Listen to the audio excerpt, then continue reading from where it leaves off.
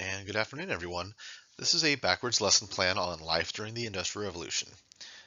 The goals of this PowerPoint are to analyze life in Great Britain from 1750 through 1880 by discussing living conditions, select early inventions, and certain reforms brought about because of these living conditions.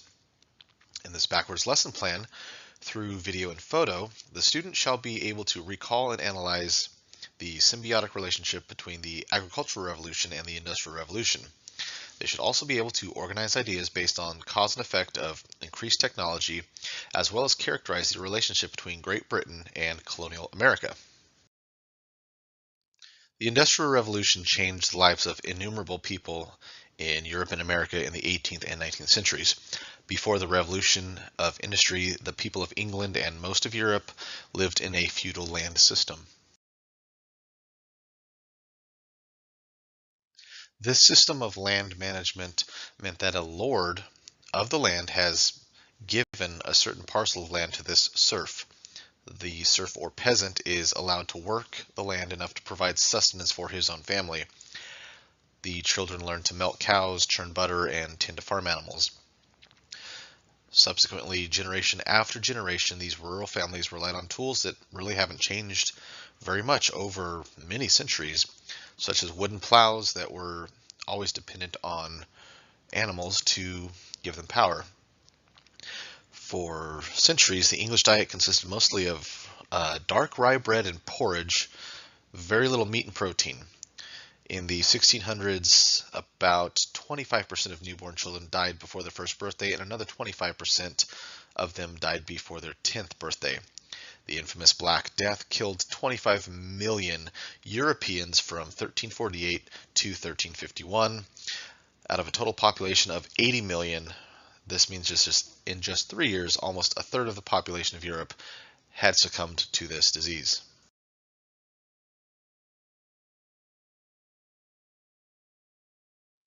Eventually, the spark of industry has begun to spread. Although most people lived in the country, certain cities flourished as early as the 13th century, namely in northern Italy, later in Holland, Belgium, and some in England. These cities began to thrive as markets for crafts and agricultural goods. At some point, Venice became known for glassware, banking, and shipbuilding, which also housed the Medici family. This international banking family came to rule Florence. They patronized great works of art by Michelangelo and architectural works by Brunelleschi. Pre-industrial financial innovations in the growing towns, especially after 1500, when the market stretched from Asia to the Americas.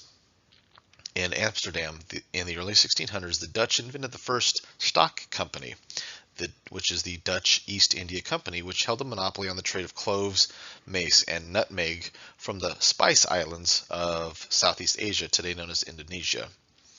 It was the first company to be financed by selling stock to the public, making stockholders partial owners of those companies. These financial innovations spread to England, which took advantage of the new idea of credit in banking.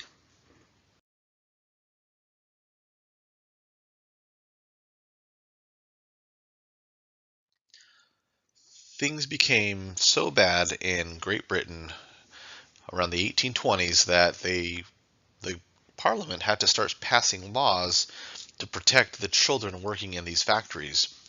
So the circumstances that they came to in the 1819 Cotton Mills and Factory Act forbade children to work in the cotton mills under age 9. For children that were ages 9 through 16, they could only work 12 hours. Ironically, this was a major step towards a better life for children at the time. This made them less likely to fall asleep during work, less injuries, and of course less beatings that would occur in the workplace. Uh, that wasn't good enough for a certain time. So in 1833 became the Regulation of Child Labor Law. This established paid inspectors to inspect factories on child labor regulations and enforce law. This again set the hours for children between the ages of 9 and 16 to 48 hours. And the biggest part is it made children spend time in school. This was not compulsory, however. It wasn't until 1880 that all children in the United Kingdom had access to education. Many factory owners feared the removal of children as a cheap source of labor. However, the simple theory and mathematics and English that they were acquiring, factory owners could now have workers who could read and make measurements and contribute more to the factory. So it took a little while for this to catch on in the factories, but nonetheless it did. Getting around in the Industrial Revolution, before mechanization made life easier in the Industrial Revolution, horsepower was the only method for carrying out work. Horses and other four-legged animals like oxen and mules carried supplies. They turned grinding wheels that made grain for bread, and of course pulled carts or carriages for transportation. This transportation method had been in use since people began to move from one area to another in search of food or warmer climates.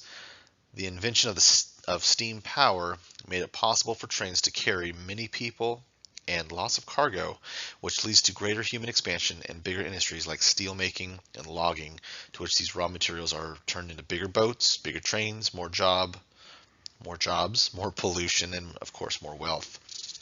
The invention of the steam engine is one of the most profound and far-reaching inventions of the Industrial Revolution, whose effects can still be seen today. And finally, please view these videos before class tomorrow. They are designed to get you in the mind space for tomorrow's lesson. You will see how it was living in the slums of England and in the east coast of America. Industry expanded so quickly, and people poured in from the countryside to these cities to work in these new factories. When they got there, there was not nearly enough room for all these people, and obviously they did not make enough money to have their own homes either. Many families shared very small spaces, and living conditions were dire. There was no place to bathe, no bathrooms, and sometimes no windows for ventilation. This lesson is focused mostly on the lives of people just before the Industrial Revolution and during the Industrial Revolution, with a small focus on some of the technology that came about. A greater focus of the industry and mechanics of the revolution will be covered in greater detail in the next video presentation.